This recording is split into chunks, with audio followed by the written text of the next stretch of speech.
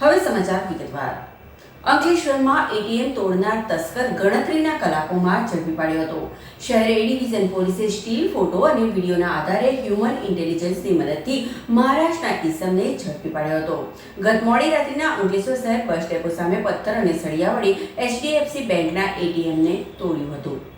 અંકલેશ્વર શહેર bus depot સામે ગત 6 ફેબ્રુઆરીની રાત્રિના 12થી વહેલી પરોઢે 4 વાગ્યા દરમિયાન એચડીએફસી બેંકના એટીએમને અજાણ્યા તસ્કરોએ પથ્થર અને સળિયા વડે તોડવાનો પ્રયાસ કર્યો હતો.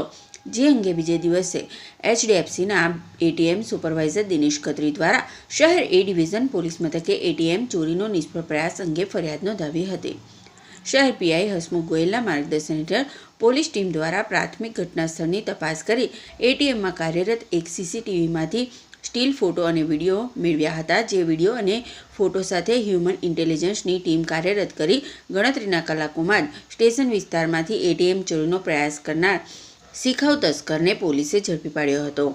મૂળ મહારાષ્ટ્ર નંદુરબારના મોકન્યા સોતિયાભાઈ તડવીને ઝડપી પાડ્યો હતો અને તેની ઉલટ તપાસ કરતાં તેણે એટીએમ તોડવાનો પ્રયાસ કર્યો હોવાની કબૂલાત કરી હતી. જે આધારે શહેર એ ડિવિઝન પોલીસે તેના કોર્ટમાં રિમાન્ડ મેળવવા તજવીજ શરૂ કરી હતી.